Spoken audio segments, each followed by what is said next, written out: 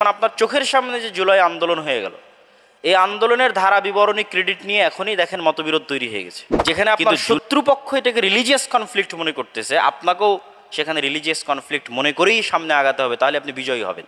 মুসলমানেরা সব শেষে ফিলিস্তিন জেরুজালেম বিজয় করেছে। আমার যে বিষয়বস্তু দেওয়া আছে সিরার সাথে সম্পৃক্ত রেখে, যে রাসূলুল্লাহ সাল্লাল্লাহু আলাইহি ওয়াসাল্লাম সহ অন্যান্য নবীদের জীবনের সাথে ফিলিস্তিনের সম্পর্কটা কি, বা আরজু ফিলিস্তিন আরদুল আম্বিয়া, ফিলিস্তিনের মাটি মূলত নবীদের আবাসস্থল, নবীদের আশ্রয়স্থল।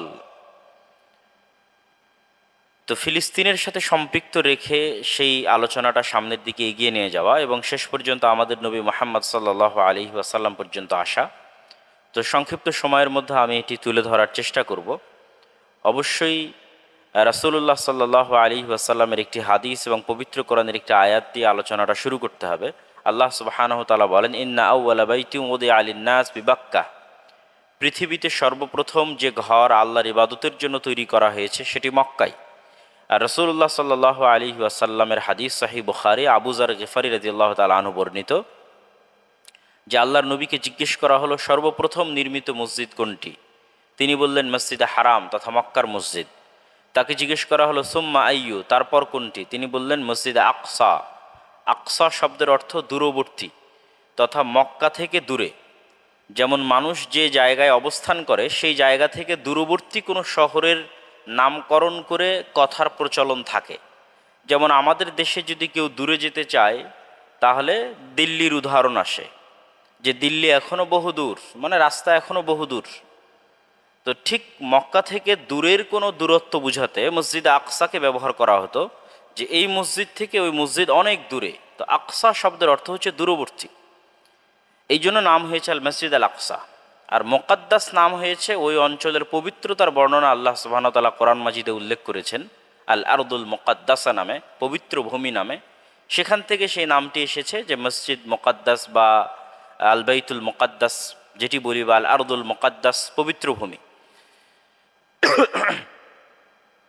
তো রাসূলুল্লাহ সাল্লাল্লাহু আলাইহি ওয়াসাল্লাম উত্তরে বললেন দ্বিতীয় মসজিদ হচ্ছে মসজিদে আকসা।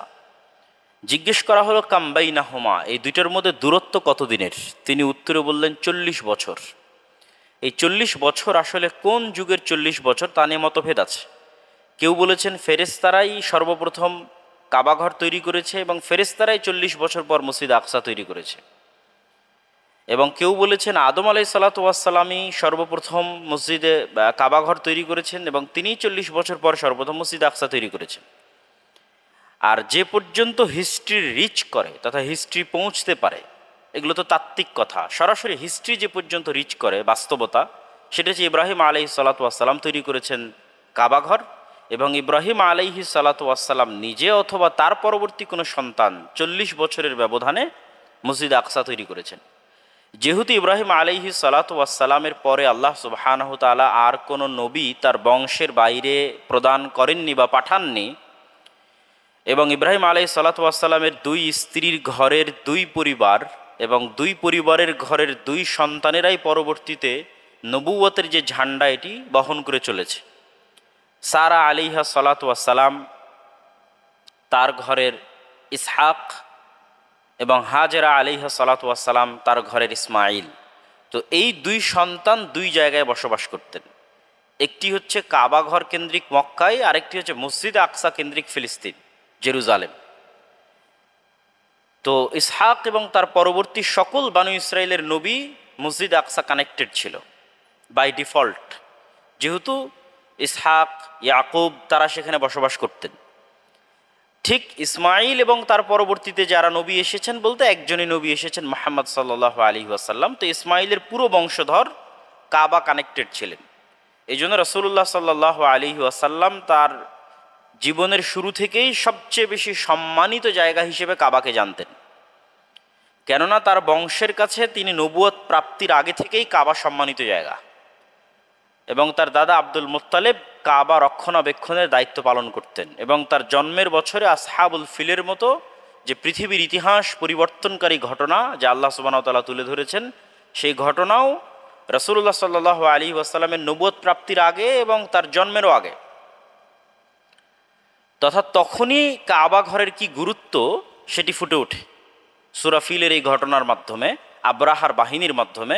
যখন মুহাম্মদ সাল্লাল্লাহু আলাইহি সাল্লাম নবুয়ত পাননি বা জন্মগ্রহণ করেননি, তখনই মক্কার মানুষের কাছে, মক্কার কাফের মুশরিক কুরাইশদের কাছে কাবার কি গুরুত্ব ছিল সেটি ফুটিয়ে তোলার জন্য যথেষ্ট, যা মূলত ইসমাইল আলাইহিস সালাতু ওয়াস সালামের লিগ্যাসি বহন করে। ঠিক একই ঘটনা ইসহাক আলাইহিস সালাতু ওয়াস সালাম এবং তার পরবর্তী বংশধরদের মধ্যে। তো তার পরবর্তী বংশধর বলতে ইসহাক আলাইহিস সালাতু ওয়াস সালামের সন্তান ইয়াকুব, এবং ইয়াকুব আলাইহিস সালাতু ওয়াস সালামের সন্তান ইউসুফ, এবং তাদের যে নামকরণ হিব্রু ভাষায় বা ইংরেজিতে বা ইহুদি এবং খ্রিস্টানদের নিকটে আছে, যেহেতু বানু ইসরাইল বা আহলুল কিতাব তাদের সকল নবী ইসহাক আলাইহিস সালাতু ওয়াস সালাম বা ইব্রাহিম আলাইহিস সালাতু ওয়াস সালামের সন্তান। আমরা যদি দুইজন বৃহৎ নবীর কথা বলি, ইহুদি ধর্মের নবী মুসা আলাইহিস সালাতু ওয়াস সালাম আর খ্রিস্টান ধর্মের নবী ঈসা আলাইহিস সালাতু ওয়াস সালাম, দুইজনেই কিন্তু মসজিদে আকসা কানেক্টেড। এখানে একটা প্রশ্ন আসতে পারে যে মুসা আলাইহিস সালাতু ওয়াস সালাম কীভাবে মসজিদে আকসা কানেক্টেড, এটা আমরা একটু পরেই ব্যাখ্যা করব যে তিনিও কিভাবে জেরুজালেম বা মসজিদে আকসার সাথে সম্পৃক্ত। তো পৃথিবীর দুইটা সবচেয়ে বড় ধর্ম, খ্রিস্টান ধর্ম এবং আরেকটি বড় বৃহৎ পুরাতন ধর্ম হচ্ছে ইহুদি ধর্ম। তো এই দুই ধর্মের যারা নবী, তারা সবাই ইসহাক, ইব্রাহিম আলাইহিস সালাতু ওয়াস সালামের সন্তান ইসহাক আলাইহিস সালাতু ওয়াস সালামের বংশধর। এই জন্য তাদের কাছেও এই নবীদের পবিত্রতা এবং এই নবীদের মহত্ব আপনি পাবেন। এবং যেহেতু তাদের গ্রন্থগুলোকে আল্লাহ সুবহানাহু ওয়া তাআলা কোরআন মাজিদে আসমানি গ্রন্থ হিসেবে স্বীকৃতি দিয়েছেন, এবং প্রমাণ হিসেবে আল্লাহ সুবহানাহু ওয়া তাআলা বলেছেন মুসাদ্দিকাল লিমা বাইনা ইয়াদাইয়া অথবা মুসাদ্দিকাল লিমা বাইনা ইয়াদাইকুম, তথা এই কোরআন, যে কোরআন আমি অবতীর্ণ করছি, অথবা এই ইঞ্জিল, যে ইঞ্জিল আমি অবতীর্ণ করছি, এই কিতাবগুলো তোমাদের কাছে এখন যে ইনস্ট্যান্ট কিতাব আছে, যেমন তাওরাত আছে, তার সাথে তোমরা মিলিয়ে দেখতে পারো, এরা একটা আর একটার সত্যায়নকারী, মিথ্যায়নকারী নয়। এই যুক্তি আল্লাহ কোরআনের জন্য দিয়েছেন। আমরা জানি যে তাওরা এবং ইঞ্জিল বিকৃতি ঘটেছে এবং তার সঠিক আসল অবস্থার উপর নাই, কিন্তু তারপরেও যদি আপনি মিলাতে যান, এখনকার যে এডিশন আছে সেই এডিশনের সাথেও যদি আপনি মিলানোর চেষ্টা করেন পবিত্র কোরআনকে, তাহলে বহু অংশে আপনি দেখবেন যে মিল আছে, যা প্রমাণ করে যে এই ধর্মগ্রন্থগুলো আল্লাহ সুবহানাহু ওয়া তাআলার পক্ষ থেকে নবীদের নিকটে এসেছিল। যেমন পৃথিবীর হিস্ট্রির বড় ঘটনা যদি আমরা বলি, যে আদম আলাইহিস সালাতু ওয়াস সালাম এবং হাওয়া আলাইহিস সালাতু ওয়াস সালাম, তাদের পৃথিবীতে আগমন, জান্নাত থেকে তাদেরকে বের করে দেওয়া, ইবলিসের সাথে তাদের ঘটনা, যেখানে একদল বিজ্ঞানী ডারউইনের মতবাদে বিশ্বাস করে দাবি করতেছে যে আমরা বানর থেকে বিকৃত হয়ে আসছি। সেখানে আপনি এই প্রশ্নের সমাধান নেওয়ার জন্য এখনকার তাওরা খুলে পড়েন, এখনকার এত হাজার বছর পর, 5000 বছর হবে, 3500, 4000 বছর তো অবশ্যই হবে। আপনি এখনকার ইঞ্জিল খুলে পড়েন, 2000 বছর তো অবশ্যই হবে। অসংখ্য বিকৃতি ঘটেছে। তারপর আপনি এই মেইন তথ্যটা তাওরাতেও পাবেন, ইঞ্জিলেও পাবেন, কোরআনেও পাবেন, সেম টু সেম, যে মানুষ আদম আলাইহিস সালাতু ওয়াস সালাম থেকে সৃষ্টি হয়েছে।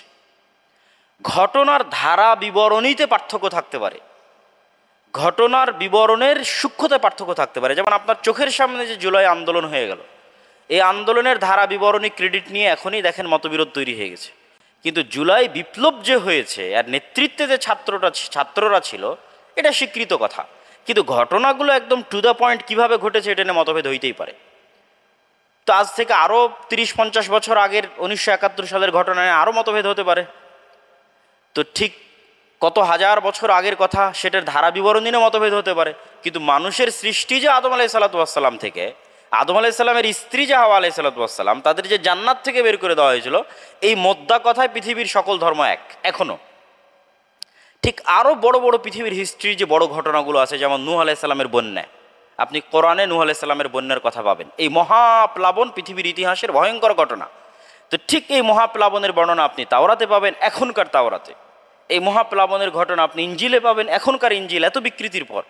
তো এই ঘটনার ধারা বিবরণীতে পার্থক্য হতে পারে, অনেক সত্য মিথ্যার সংমিশ্রণ পূর্ববর্তী গ্রন্থগুলোতে হতে পারে। কিন্তু নূহ আলাইহিস সালাম নামে একজন নবী ছিলেন এবং তার সময় সমগ্র পৃথিবীব্যাপী এক ভয়ঙ্কর প্লাবন হয়েছিল, এতটুকু তথ্যের বিষয়ে 3টে ধর্মগ্রন্থ একমত।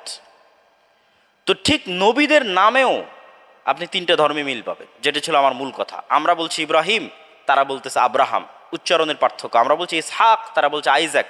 আমরা বলছি ইয়াকুব, তারা বলছে জ্যাকব। আমরা বলছি ইউসুফ, তারা বলছে জোসেফ। আপনাদের ঢাকাতেই সেন্ট জোসেফ স্কুল আছে।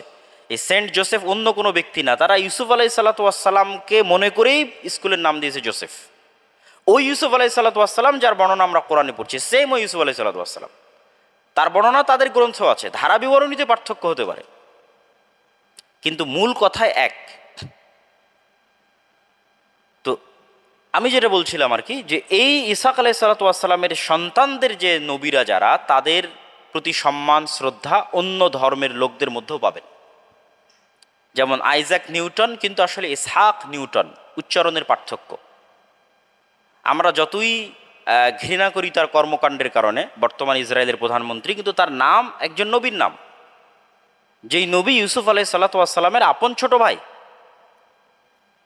এবং তারা নবীর নাম হিসেবেই সেটি নামকরণ করেছে। এই জন্য আমি আমার বহু বক্তব্যে বলেছি, ইসরায়েলের যে দ্বন্দ্ব, ফিলিস্তিনের যে দ্বন্দ্ব, এটা কখনোই কোনো দুনিয়াবি দ্বন্দ্ব নয়, এটা কখনোই কোনো জাতিগত দ্বন্দ্ব নয়, এটা কখনোই কোনো দুনিয়াবি কোনো তত্ত্বের উপর ভিত্তি করে তৈরি হওয়া দ্বন্দ্ব নয়, সীমানার দ্বন্দ্ব নয়, এটা পুরোপুরি একটি ধর্মীয় দ্বন্দ্ব। এবং ইসরায়েলের ইহুদিরা এটাকে রিলিজিয়াস কনফ্লিক্ট হিসেবে তারা গ্রহণ করে। কিন্তু দুঃখজনক হলো সত্য, আপনি দেখবেন ফাতাহের যারা নেতা আছে বা সেকুলারপন্থী যারা ফিলিস্তিনের নেতা আছে, তারা মনে করে না আমরা এটা সেকুলারিজমের মাধ্যমে সমাধান করব, ন্যাশনালিজমের মাধ্যমে সমাধান করব। আরবের বড় বড় নেতারা মনে করে তারা অ্যারাবিয়ান ন্যাশনালিজমের মাধ্যমে সমাধান করবে। ইম্পসিবল। যেখানে আপনার শত্রুপক্ষ এটাকে রিলিজিয়াস কনফ্লিক্ট মনে করতেছে, আপনাকেও সেখানে রিলিজিয়াস কনফ্লিক্ট মনে করেই সামনে আগাতে হবে, তাহলে আপনি বিজয়ী হবেন, অন্যথায় বিজয়ী হবেন না। তো ইউসুফ আলাইহিসসালামের পর থেকে নিয়ে মুসা আলাইহিস সালাম পর্যন্ত এই সময়টার গ্যাপ হচ্ছে 400 বছর। ইউসুফ আলাইহিসসালামই প্রথম নবী বানু ইসরাইলের, যিনি পবিত্র ভূমি পরিত্যাগ করে মিশরে চলে গেছিলেন। এবং পবিত্র ভূমি ফিলিস্তিনের সাথে মিশরের কানেক্টিভিটি ভৌগোলিকভাবে সেই যুগ থেকে আজ পর্যন্ত আছে। আজকেও যদি ফিলিস্তিনের মানুষের কাছে আপনি কোনো ত্রাণ পৌঁছাতে চান, রাস্তা মিশর। সেই যুগেও যখন ফিলিস্তিনে দুর্ভিক্ষ দেখা দিয়েছে, খাদ্য সংগ্রহের জন্য কোথায় গেছে? মিশর। ইব্রাহিম আলাইহিসসালাম তার স্ত্রী সারাকে নিয়ে যে বিখ্যাত ঘটনা, যেখানে জালিম বাদশাহ সারাকে অন্যায়ভাবে তার প্রতি জুলুম করার যে চেষ্টা করছিল, যখন সারার দোয়ার মাধ্যমে আল্লাহ সুবহানাহু ওয়া তাআলা সেই জালিম বাদশাকে প্যারালাইসিস করে দিয়ে মাটিতে ফেলে দিচ্ছিলেন, প্যারালাইজড করে দিয়ে। এবং যখন ইব্রাহিম আলাইহিসসালাম বাঁচার জন্য মিথ্যা বলেছিলেন, যিনি আমার বোন হন, আমার স্ত্রী নন। তো ওই যে সফরটা ছিল, সেই সফরটা ছিল ফিলিস্তিন থেকে মিশরে খাদ্য সংগ্রহের জন্য। ঠিক ইউসুফ আলাইহিসসালামও যখন মিশরের প্রধান, তখন ইয়াকুব আলাইহিসসালাম তার সন্তানদের খাদ্য সংগ্রহের জন্য মিশর পাঠাচ্ছেন। তো মিশরের সাথে ফিলিস্তিনের কানেক্টিভিটি ভৌগোলিকভাবে, ঐতিহাসিকভাবে প্রমাণিত। এই জন্য যতদিন আপনি মিশর বিজয় না করতে পারবেন, ততদিন আপনি ফিলিস্তিন বিজয় করতে পারবেন না। তথা যতদিন মিশর না চাইবে যে আমরা ফিলিস্তিন বিজয় করব, ততদিন ফিলিস্তিন বিজয় হবে না। ভৌগোলিকভাবে মিশর এবং সিরিয়াকে চাইতে হবে যে আমরা ফিলিস্তিন বিজয় করতে চাই ভৌগোলিকভাবে।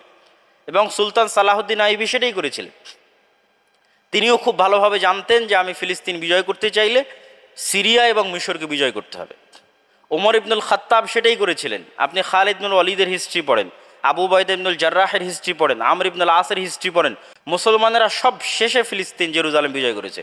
তার আগে সিরিয়া বিজয় সম্পূর্ণ করেছে, তার আগে ইরাক বিজয় সম্পূর্ণ করেছে, তার আগে মিশর বিজয় সম্পূর্ণ করেছে। এগুলো সব শেষে গিয়ে জেরুজালেম বিজয় করেছে।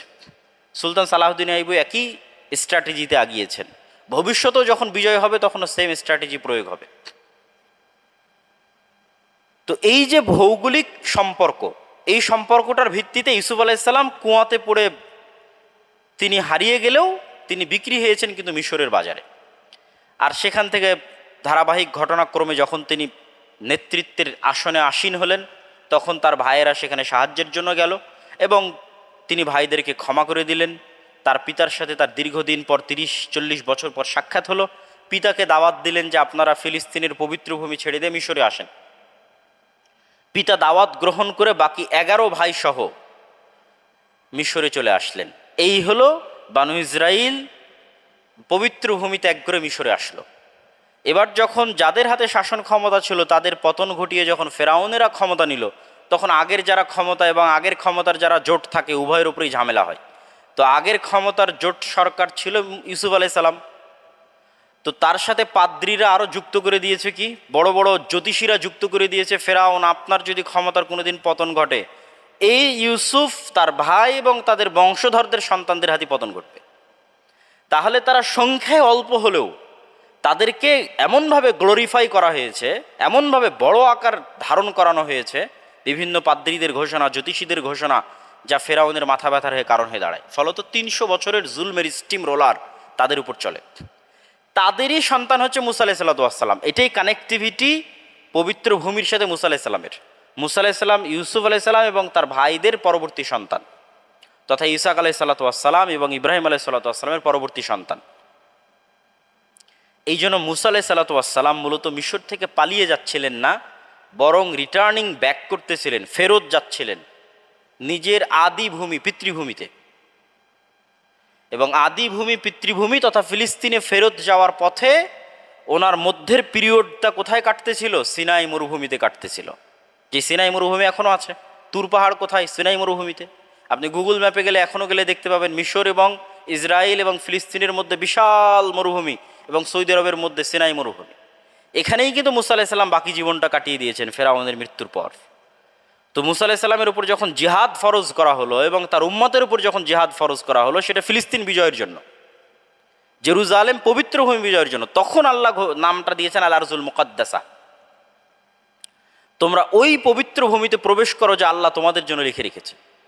কিন্তু তখন বানু ইসরাইল কি বললো? যে না, ইযহাব আনতা ওয়া রাব্বুকা ফাকাতিল, আপনি আর আপনার আল্লাহ গিয়ে যুদ্ধ করেন, আমরা পারবো না, নাউযুবিল্লাহ। তখন মুসা আলাইহিস সালাম অত্যন্ত দুঃখ, কষ্ট, ভারাক্রান্ত হৃদয় নিয়ে, সহিহ বুখারীর হাদিস, যে আমি মারা যাওয়ার পর ওসিয়াহ, তোমরা আমাকে চেষ্টা করবা সর্বোচ্চ সর্বোচ্চ যত দূর পবিত্র ভূমির নিকটে দাফন করা যায়, কেননা আমি আমার উম্মতের মুনাফিকির কারণে আমার জীবদ্দশায় পবিত্র ভূমি বিজয় করতে পারলাম না, জেরুজালেম বিজয় করতে পারলাম না। এটা মুসা আলাইহিস সালামের সাথে জেরুজালেমের কানেক্টিভিটি, যে তিনি বলতেছেন যে আমার মৃত্যুর পর তোমরা যতদূর সম্ভব জেরুজালেমের নিকটে গিয়ে, মসজিদ আকসার নিকটে গিয়ে আমাকে দাফন করবা। আর মুসা আলাইহিস সালামের এই অন্তরের আফসোস তারই ছাত্র, তারই শাগরেদ এবং পরবর্তী নবী খিজির আলাইহিস সালামের সাথে সাক্ষাতের সফরের সঙ্গী ইউশা বিন নুন, যার ব্যাগ থেকে মাছ বের হয়ে গেছিল। ইউশা বিন নুন পরবর্তীতে জেরুজালেম বিজয় করেন এবং এটিও সহিহ বুখারীর হাদিস, সঠিক ইতিহাস, যে ইউশা বিন নুন যখন জেরুজালেম বিজয় করেন তখন আল্লাহ সূর্যকে থামিয়ে দিয়েছিলেন এবং পৃথিবীর ইতিহাসে আল্লাহ মাত্র একবারই সূর্যকে থামিয়ে দিয়েছিলেন। এবার সেকেন্ড আমরা চলে আসি, তাহলে এতগুলো সব নবীর সম্পর্ক আমরা কানেক্টিভ করে দিলাম। এবার আসবে দাউদ এবং সুলাইমান। দাউদ এবং সুলাইমানের কানেক্টিভিটি জেরুজালেমের সাথে। এই যে ইউশা বিন নুন জেরুজালেম বিজয় করলেন, তার পরবর্তীতে আবার কোনো ঘটনাক্রমে বলা হয় যে রোমান বাদশাহ জুলিয়েট, তিনি নাকি জেরুজালেম দখল করে নিয়ে সকল ইহুদিদেরকে জেরুজালেম থেকে বিদায় করে দিয়ে যাদের পেরেছিলেন বন্দি করে তিনি ফেরত এসেছিলেন। তো রোমান এবং পারস্যদের মধ্যে জেরুজালেম নিয়ে গণ্ডগোল চলতোই, কারণ এটা একটা ভ্যালুয়েবল অংশ, যেমন আজকের পৃথিবীতে চলতেছে তখনও চলতো। এটা শুরুর থেকে একটা দামি জায়গা এবং কিয়ামতের পূর্ব মুহূর্তেও যে ভয়ঙ্কর যুদ্ধগুলো হবে সেটাও এটা নিয়ে হবে, যেহেতু এটার দাবিদার পৃথিবীর সবাই।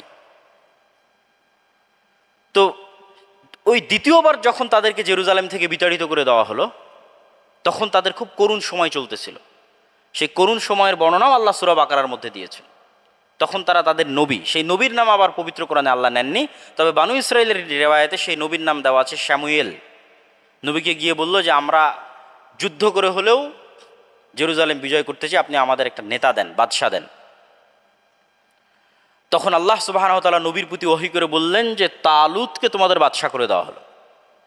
তখন যেহেতু বানু ইসরাইলদের স্বভাব ছিল মুনাফিকি, তারা বলে বসলো, আরে তালুত তো আমাদের বংশীয় যে সিস্টেম আছে এই সিস্টেমের কোনো লেভেলে এসে পড়ে না, না টাকা পয়সা না ধন দৌলত। তখন আল্লাহ কোরআনেও বলছেন এবং নবীর মাধ্যমে ওই যুগে বলিয়েছেন যে আমি তালুতকে বাস্তাতান ফিল ইলমি ওয়াল জিসম, আমি তালুতকে তোমাদের উপর প্রাধান্য দিয়েছি, কেননা সে শক্তিশালী এবং জ্ঞানে এবং হিকমায় তোমাদের চেয়ে বেশি। তারপরে তালুতের নেতৃত্ব মেনে নিয়ে নবী সহ, তালুতের নেতৃত্ব নবীও মানতেছেন, তালুতের নেতৃত্ব মেনে নিয়ে নবী সহ জেরুজালেম বিজয়ের যুদ্ধ হচ্ছে। এই যুদ্ধের মধ্যে আল্লাহ একটা পরীক্ষা দিলেন, সামনে নদী পড়বে, পানি পান না করে পার হতে হবে। মাত্র 313 জন, যতজন বদরের যুদ্ধে অংশগ্রহণ করেছিল ঠিক ওই সেম পরিমাণের মানুষ পানি পান না করে সেখানে নদী পার হতে পেরেছিলেন 313 জন। তাদের মধ্যে একজন ছিলেন দাউদ আলাইহিস সালাম। তারপরে ওই জালুত বাদশাহ, যাকে আমরা বলতেছি জুলিয়েট, ইতিহাস বলতেছে আর কি, সত্য মিথ্যা আল্লাহ ভালো জানে, তাকে দাউদ আলাইহিস সালাম নিজে হাতে হত্যা করেছিলেন। তারপরে তালুতের পরে আল্লাহ দাউদকে নেতৃত্ব দিয়ে দিলেন এবং জেরুজালেম বিজয় করে দাউদ সারা পৃথিবীর যে সাম্রাজ্য, যেটা সুলাইমান আলাইহিস সালাম তার সন্তান প্রতিষ্ঠা করেছিলেন, সেই পৃথিবীর ইতিহাসের সবচেয়ে বড় সাম্রাজ্য, যা পৃথিবীর ইতিহাসে অতীতেও কোনোদিন প্রতিষ্ঠিত হয়নি, ভবিষ্যতেও আর কোনোদিন প্রতিষ্ঠিত হবে না। পৃথিবীর সকল সৃষ্টিজীবীর উপর একচ্ছত্র আধিপত্য আল্লাহ যাকে দিয়েছিলেন সুলাইমান আলাইহিস সালাম, তিনি তখন তার হেডকোয়ার্টার দারুল খেলাফা, আসেমা, রাজধানী, ক্যাপিটাল সিটি জেরুজালেম, মসজিদ আকসা। তাহলে ওই যে ধারাবাহিক নবীদের সিরিয়ালে এবার যুক্ত হলেন দাউদ এবং সুলাইমান আলাইহিস সালাম। দাউদ এবং সুলাইমান আলাইহিস সালামের পরে এবার আসবেন আরও 3 জন নবী, জাকারিয়া, ঈসা, ইয়াহইয়া। আর জাকারিয়া, ঈসা এবং ইয়াহইয়ার কথা আসলে মারিয়াম আলাইহিস সালামের কথা তো আসবেই। মারিয়াম আলাইহিস সালামের কথা আল্লাহ সুবহানাহু ওয়া তাআলা পবিত্র কোরআন মাজিদে বলেছেন, ওয়া ইয ক্বালাত ইমরাতু ইমরান রাব্বি ইন্নী নাযারতু লাকা মা ফি বাতনি মুহাররারান ফাতাকাব্বাল মিন্নী। যখন ইমরানের স্ত্রী আল্লাহ সুবহানাহু ওয়া তাআলাকে বলেন, আল্লাহ আমার পেটে যে সন্তান আছে তোমার রাস্তায় ওয়াকফ করে দিয়েছে। ফালাম্মা ওয়াদাআতহা ক্বালাত রাব্বি ইন্নী ওয়াদাআতুহা উনসা। মনে করেছিলেন বিরাট বড় মুজাহিদ বানাবেন, যুদ্ধ করবে, নবী হবে, কিন্তু সন্তান প্রসব করার পর দেখছেন মেয়ে সন্তান। আল্লাহু আ'লামু বিমা ওয়াদাআত। আর আল্লাহ আগে থেকেই জানেন যে মেয়ে সন্তান জন্ম নেবে, এটা আল্লাহ কোরআনে বলছেন যে আল্লাহ তো আগে থেকেই জানে যে মেয়ে সন্তান হবে। ওয়ালাইসা যাকারু কাল উনসা। আর সব মেয়ে সব ছেলের মতো নয়, সব ছেলে সব মেয়ের মতো নয়, তথা অসংখ্য মেয়ে পৃথিবীর লাখো কোটি ছেলের চাইতে শ্রেষ্ঠ। তার মধ্যে একজন মারিয়াম আলাইহিস সালাম, যিনি পৃথিবীর কোটি কোটি ছেলের চাইতে শ্রেষ্ঠ। শ্রেষ্ঠত্বের জায়গায় তিনি সেখানে পৌঁছে গেছেন। আল্লাহ ওটা বলতেছে যে তুমি মেয়ে হিসেবে এটাকে ছোট হিসেবে দেখিও না, যে ছেলে সন্তান হয়নি মেয়ে হিসেবে ছোট হিসেবে দেখিও না। এমনও মেয়ে আছে যারা পৃথিবীর কোটি কোটি পুরুষের চাইতে শ্রেষ্ঠ। সেরকম একজন মেয়ে হচ্ছে মারিয়াম আলাইহিস সালাম। কুল্লামা দাখালা আলাইহা জাকারিয়াল মিহরাব ওয়াজাদা ইনদাহা রিজকা। যখনই খালু জাকারিয়া তার কাছে প্রবেশ করতেন দেখতেন অসময়ের ফল। ক্বালা ইয়া মারিয়াম আন্না লাকি হাযা ক্বালাত হিয়া মিন ইনদিল্লাহ ইন্নাল্লাহা ইয়ারযুকু মান ইয়াশা বিগাইরি হিসাব। আল্লাহর পক্ষ থেকে আসে, আল্লাহ যাকে ইচ্ছা বেহিসাব রিজিক দান করেন। মারিয়াম আলাইহিস সালামের পেটে আল্লাহ বিনা স্বামীতে এবং বিনা বিবাহে সন্তান দান করলেন। তৎকালীন বানু ইসরায়েলের ইহুদিরা বলল অবৈধ, নাউজুবিল্লাহি মিন যালিক, যেটা এখনও তারা ক্লেইম করে। কিন্তু খ্রিস্টান ধর্ম এবং ইসলাম এই বিষয়ে একমত যে তিনি পবিত্র। কোরআন এই বিষয়ে দ্ব্যর্থহীন, মারিয়াম আলাইহিস সালামের নামে পরিপূর্ণ সূরা দেওয়া আছে। এই জন্য খ্রিস্টানদেরকে হেদায়েত করা সহজ। এই জন্য আল্লাহ সুবহানাহু ওয়া তাআলা কোরআন মাজিদে বলেছে আমাদের সাথে সবচেয়ে বেশি শত্রুতা করবে অহংকারের কারণে ইহুদিরা এবং মুশরিকরা, তথা আমাদের পার্শ্ববর্তী দেশ এবং ফিলিস্তিনের পার্শ্ববর্তী দেশ। এদের মধ্যে হেদায়েতের পরিমাণটা হবে কম। এদের মধ্যে অহংকারের কারণে এবং হিংসার কারণে এরা মুসলমানদের সাথে সবচেয়ে বেশি জুলুম করবে, অত্যাচার করবে। আর ওপেন মাইন্ডেড হওয়ার কারণে এবং মারিয়াম আলাইহিস সালাম, ঈসা আলাইহিস সালামের প্রতি ইসলামের যে সম্মান এবং শ্রদ্ধা, সেটার কারণে জাস্ট যে জায়গায় তারা ভুল করেছে সেটা হচ্ছে তারা বাড়াতে বাড়াতে ঈসা আলাইহিস সালামকে আল্লাহর সন্তান বানিয়ে ফেলেছে। ওটাও নাউজুবিল্লাহ। তো এই জন্য খ্রিস্টানরা বেশি হেদায়েত প্রাপ্ত হবে। তাহলে মারিয়াম আলাইহিস সালামের কানেক্টিভিটি, ঈসা আলাইহিস সালামের কানেক্টিভিটি, জাকারিয়া এবং ইয়াহইয়া, ওই যে ওখানে জাকারিয়া আলাইহিস সালাম ওখানে বের হয়ে এসে আল্লাহকে বলছেন, আল্লাহ এত সুন্দর কন্যা সন্তান দিয়েছো, এত ভালো, আমারও একটা সন্তান দরকার। সেই সন্তান হচ্ছে ইয়াহইয়া। আর ইহুদিরা যেহেতু নবীদের হত্যা করতো, জাকারিয়া আলাইহিস সালামকে হত্যা করেছে, ইয়াহইয়া আলাইহিস সালামকে হত্যা করেছে, ঈসা আলাইহিস সালামকেও হত্যা করার চেষ্টা আল্লাহ সুবহানাহু ওয়া তাআলা ঈসা আলাইহিস সালামকে উঠিয়ে নিয়েছিলেন।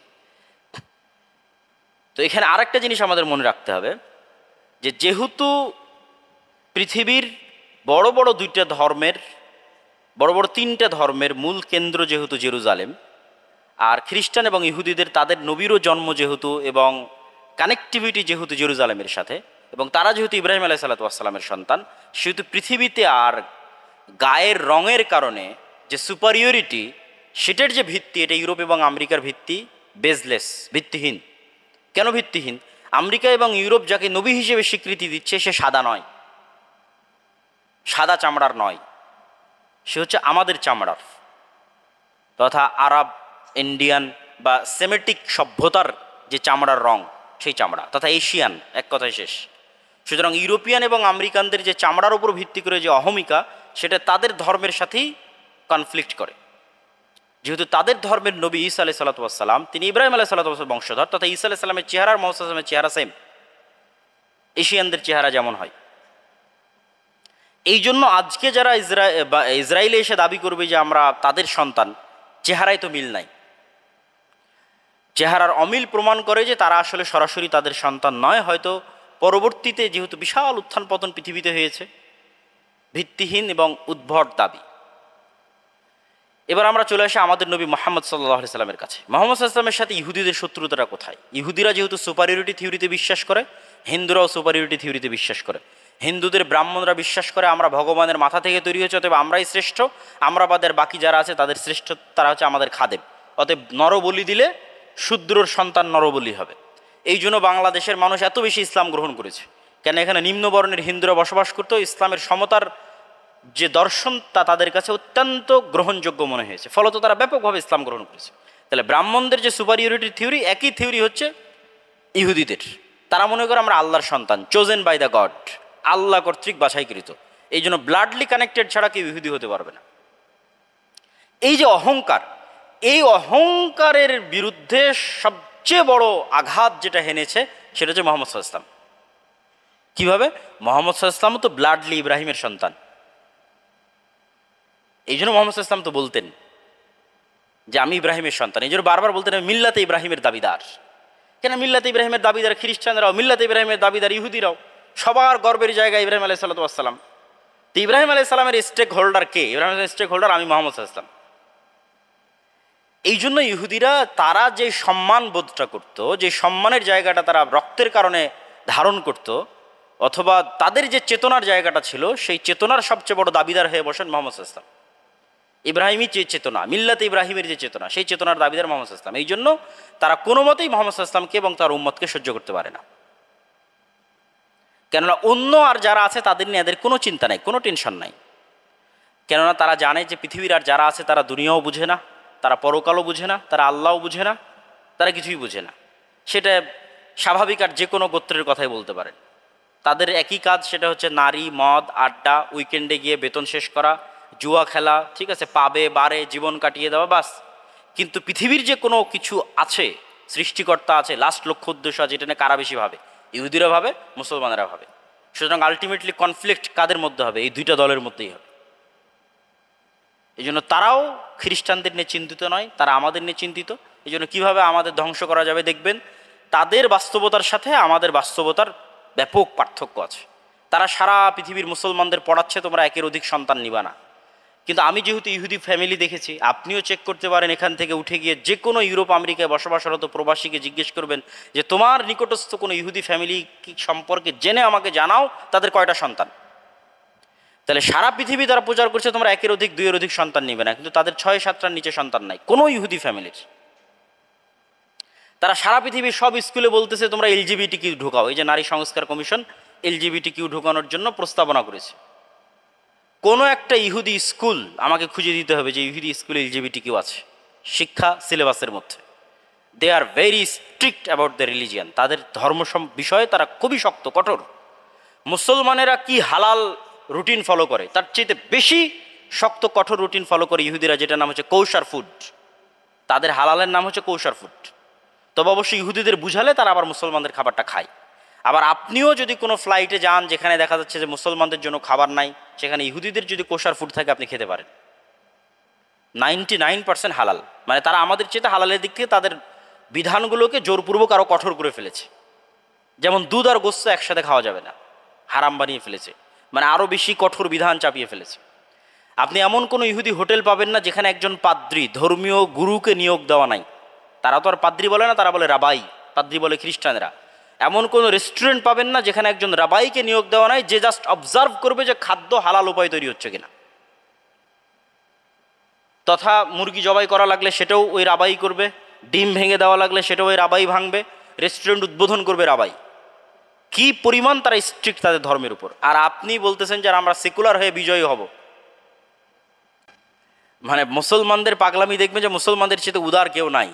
তারা জোরপূর্বক সেকুলার হয়ে বিজয়ী হতে চায়, অথচ পুরো পৃথিবী স্লোলি ডানপন্থার দিকে যাচ্ছে। আপনার পার্শ্ববর্তী দেশ ভারত, তারা কট্টর হিন্দুত্ববাদী, তথা তাদের যে দিন সেই দিন ভ্রান্ত হলো সেটার উপর তারা কট্টর। আর আপনি বাংলাদেশে বসে বলতেছেন আপনি সেকুলার হবেন। ঠিক ফিলিস্তিন বা আরবের মুসলমানদের দেখেন, তারা বলছে তারা সেকুলার হবে, সেখানে ইসরায়েল তার দিনের উপর কট্টর।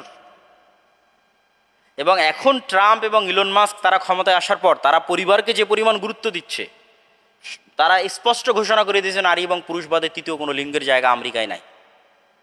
কেন, তারাও খুব ভালো করে জানে যে এগুলো হচ্ছে শয়তানি থিওরি। এবং যেহেতু ইলন মাস্ক নিজে এটার ভুক্তভোগী, তার সন্তান যেহেতু এটার ভুক্তভোগী, সেহেতু সেটার বিরুদ্ধে ওপেন যুদ্ধে আছে। কিন্তু এগুলো নতুন করে চর্চা করার উদ্যোগ কারা নিচ্ছে? পাগল মুসলমানেরা। তো আমি ইহুদিদের কথা কেন বললাম? মুহাম্মদ সাল্লাল্লাহু আলাইহি ওয়াসাল্লাম এবং তার উম্মতের প্রতি তাদের যে শত্রুতা এবং তাদের যে ডাবল স্ট্যান্ডার্ড, পুরো বিশ্বের মুসলমানদেরকে তারা বলছে তোমরা খেলা নিয়ে ব্যস্ত থাকো, মদ জুয়া নিয়ে ব্যস্ত থাকো, আইপিএল পিএসএল বিপিএল নিয়ে ব্যস্ত থাকো, আর তারা কি নিয়ে ব্যস্ত আছে? তাদের লাইফ আপনি অবজার্ভ করবেন। মুসলমানদের মধ্যে কতজন শতকরা আল্লাহর নবীর সুন্নাত হিসেবে মুখে দাঁড়িয়ে রাখে, আর ইহুদিদের কতজন শতকরা মুসা আলাইহিস সালামের সুন্নাত হিসেবে মুখে দাঁড়িয়ে রাখে, এবং সে কতটুকু হেজিটেট ফিল করে যে দাঁড়িয়ে রাখলে পৃথিবী আমাকে সন্ত্রাসী বলবে। একজন ইহুদি, তার কনফিডেন্স লেভেলটা তার ধর্মের উপর কোথায়?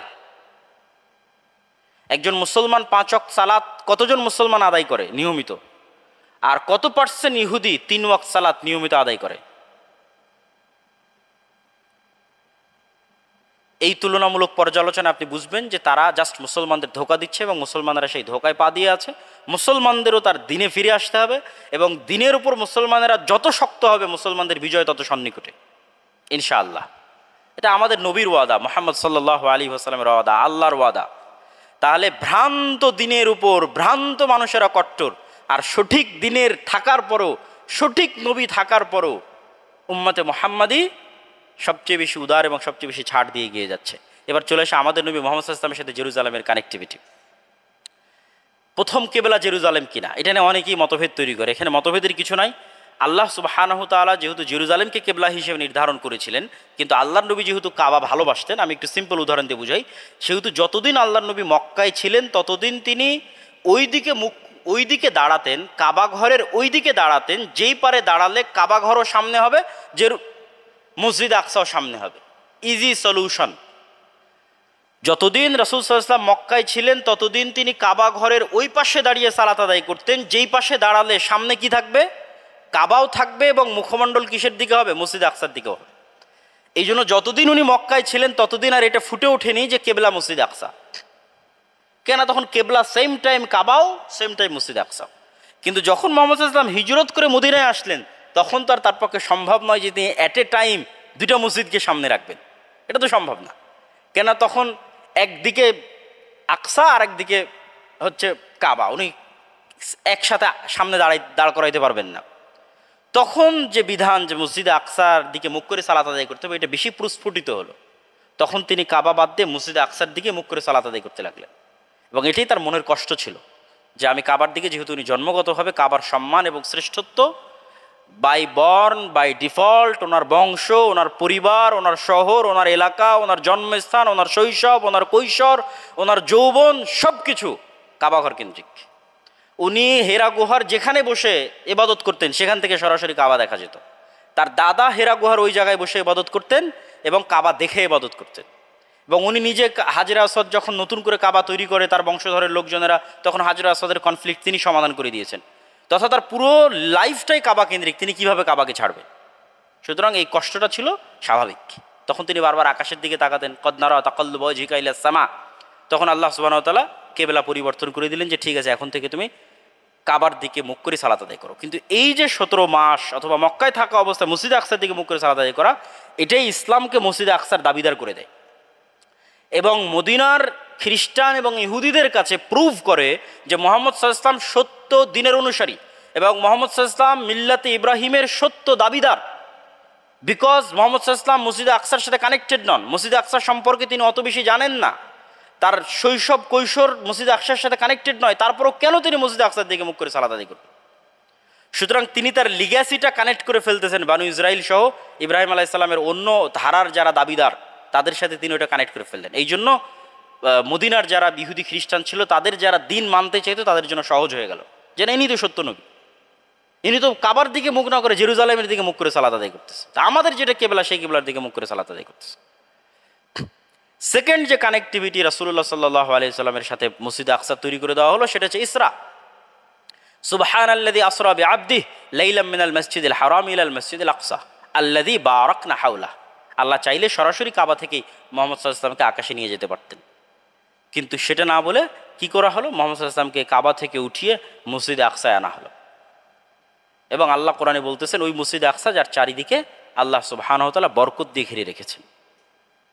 এবং এই মাটি ওয়ানাজ্জাইনাহু ওয়ালুতান ইলাল আরদিল্লাতি বারাকনা ফিহা লিল আলামিন। এই শহর সেই শহর যেখানে আমি লুতকে আশ্রয় দিয়েছি, ইব্রাহিমকে আশ্রয় দিয়েছি। ইব্রাহিমকে কিভাবে আশ্রয় দিয়েছি? ইব্রাহিম আলাইহিস সালাম ছিলেন ইরাকে, যেটা বাবেল সেটাই বাগদাদ। ইরাক থেকে যখন তার বাবা বের করে দিল তখন তিনি এসে এখানে আশ্রয় নিলেন। আর লুত আলাইহিস সালাম কীভাবে আশ্রয় নিয়েছেন? লুত আলাইহিস সালামের সম্প্রদায়কে যখন আল্লাহ পুরো শহর উল্টিয়ে দিলেন তখন লুত আলাইহিস সালাম এবং তার মুমিনরা আশ্রয় নিলেন এই শহরে। আল্লাযী বারাকনা ফিহা লিল আলামিন, এমন শহর যে শহরে আমি সারা পৃথিবীর মানুষের জন্য বরকত রেখেছি। তাহলে ইব্রাহিম থেকে শুরু করে লুত থেকে শুরু করে এই যে মুহাম্মদ সাল্লাল্লাহু আলাইহি ওয়াসাল্লাম পর্যন্ত জেরুজালেমের সাথে কানেক্টেড হয়ে গেল এবং ওখানে মুহাম্মদ সাল্লাল্লাহু আলাইহি ওয়াসাল্লাম সকল নবীর ইমামতিতে সালাত আদায় করালেন মসজিদে আকসায়। সম্মানিত উপস্থিতি, এবং পরবর্তীতে উম্মতে মুহাম্মাদি এটির দাবিকে আরও শক্তিশালী করে ফেলে ওমর ইবনুল খাত্তাব রাদিয়াল্লাহু তাআলা আনহুর যে ঐতিহাসিক বিজয়, সেই ঐতিহাসিক বিজয় অভিযানের মাধ্যমে। এবং উম্মতে মুহাম্মাদির শ্রেষ্ঠত্বের মানদণ্ড, উম্মতে মুহাম্মাদি বিজয়ী না পরাজিত, এর মানদণ্ডই জেরুজালেম। তথা আমাদের হাতে এখন জেরুজালেম নাই মানে আমরা পরাজিত অবস্থায় আছি। এবং ঠিক সেম টাইমে ইহুদিরা শক্তিশালী বিজয়ী, খ্রিস্টানরা বিজয়ী না পরাজিত, তার মানদণ্ডই জেরুজালেম। তাদের কাছে আছে মানে তারা বিজয়ী আছে, আর তাদের কাছে নাই মানে তারা পরাজিত। তো ফাইনাল যে গেমটা হবে সেই ফাইনাল গেমে মুসলমানেরা বিজয়ী হবে এবং অবশ্যই তাদেরকে পরাজিত হতে হবে। এবং সেই বিজয়টাই ফুটিয়ে তুলবে যে অ্যাট এ টাইম একই সাথে পৃথিবীর সকল নবীদের যিনি পিতা বা অধিকাংশ নবীর পিতা ইব্রাহিম আলাইহিস সালাতু ওয়াস সালামের দুই সন্তানের দুই পবিত্র মসজিদের একই সাথে দাবিদার হচ্ছে উম্মতে মুহাম্মাদি। এবং অ্যাট এ টাইম উম্মতে মুহাম্মাদির কাছে মসজিদ আকসাও আছে, কাবাও আছে। তথা ইব্রাহিম আলাইহিস সালাতু ওয়াস সালামের পরে যত নবী এসেছে সকল নবীর পবিত্র স্থান উম্মতে মুহাম্মাদির কাছে আছে। অতএব এটাই ফাইনাল দিন, এটাই বিজয়ী দিন, এটাই শেষ দিন, এটাই শ্রেষ্ঠ দিন। এবং সেই দিনের জন্য আমাদের চেষ্টা করতে হবে এবং সামনের দিকে এগিয়ে যেতে হবে। আল্লাহ সুবহানাহু ওয়া তাআলা আমাদের সেই তৌফিক দান করুক, আল্লাহুম্মা আমিন। এবং এই ইতিহাসগুলো আমাদের পরবর্তী প্রজন্মের মধ্যে দিয়ে যেতে হবে, যাতে তারাও সেই ভালোবাসা, সেই আবেগ, সেই আগ্রহ নিয়ে সামনের দিকে আগায়। কেননা কার মাধ্যমে আল্লাহ সুবহানাহু ওয়া তাআলা কাজ করাবেন তা আল্লাহ সুবহানাহু ওয়া তাআলা ভালো জানেন, কিন্তু বিজয়ী তো হবেই। যেটা রাসূল সাল্লাল্লাহু আলাইহি ওয়াসাল্লামের অসংখ্য হাদিস দিয়ে আছে যে ইব্রাহিম আলাইহিস সালামের দারুল হিজরা হচ্ছে শাম। এই ফিলিস্তিন, এই লেবানন, এই জর্ডান, এগুলো সব হচ্ছে শামের অন্তর্ভুক্ত, ইসরায়েল সব শামের অন্তর্ভুক্ত।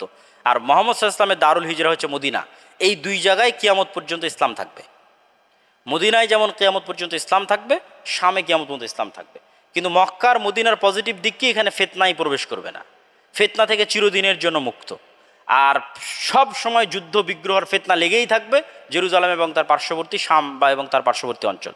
যেহেতু এই অঞ্চলে সবসময় যুদ্ধ বিগ্রহ ফিতনা লেগেই থাকবে, অতএব এখানে হকপন্থী একটা দল থাকবেই, যাদের কথা রাসূলুল্লাহ বলেছে লা তাযালু তায়ফাতুম মিন উম্মতি যাহিরিনা আলাল হক। আমার উম্মতের একটা জামাত কিয়ামত পর্যন্ত হকের উপর থাকবে। তোমরা তাদের খুঁজতে চাইলে মসজিদে আকসা এবং তার পার্শ্ববর্তী অঞ্চলে খুঁজতে পারো, তথা শাম এবং তার পার্শ্ববর্তী যে অঞ্চল আছে সেখানে খুঁজতে পারো। তো এইগুলো সকল ইন্ডিকেশন, রাসূলুল্লাহ সাল্লাল্লাহু আলাইহি ওয়াসাল্লামের সকল ইন্ডিকেশন। এবং ঈসা আলাইহিস সালাতু ওয়াস সালামের শামের মাটিতে অবতরণ, তিনি কিন্তু মক্কা এবং মদিনায় অবতরণ করবেন না, শামের মাটিতে অবতরণ। এবং দাজ্জালকে তিনি হত্যা করবেন কোথায়? জেরুজালেমে। দাজ্জালের জন্য তো মক্কা মদিনায় প্রবেশ নিষিদ্ধ। তাহলে এগুলো সব কিছুই প্রমাণ বহন করতেছে যে একদম ইব্রাহিম আলাইহিস সালাতু ওয়াস সালাম থেকে নিয়ে একদম ঈসা আলাইহিস সালাম পর্যন্ত, পৃথিবীর শেষ মুহূর্ত পর্যন্ত, যদিও কনফ্লিক্টেড, কিন্তু অনেক দামি একটা জায়গা হচ্ছে জেরুজালেম। এবং যেটার লাস্ট বিজয়ী উম্মতে মুহাম্মাদি হবে। আল্লাহ সুবহানাহু ওয়া তাআলা আমাদের সেই দিনের দিকে এগিয়ে যাওয়ার এবং এই যে শিক্ষাটা আজকে আমরা যদি গ্রহণ করতে পারি, সেটা হচ্ছে সবাই নিজ নিজ দিনের উপর কঠোর হচ্ছে। উম্মতে মুহাম্মাদি যদি বাঁচতে চায়, মুক্তি চায়, সব বাদ দিয়ে তার দিনের উপর তাকে কঠোর হতে হবে, ব্যাস। তাহলেই তার মুক্তি এবং তার বিজয় সুনিশ্চিত। আল্লাহ সুবহানাহু ওয়া তাআলা আমাদের কবুল করুক, আল্লাহুম্মা আমিন। ওয়া আখিরু দাওয়ানা আনিল হামদুলিল্লাহি রাব্বিল আলামিন। আসসালামু আলাইকুম ওয়া রাহমাতুল্লাহি ওয়া বারাকাতুহু।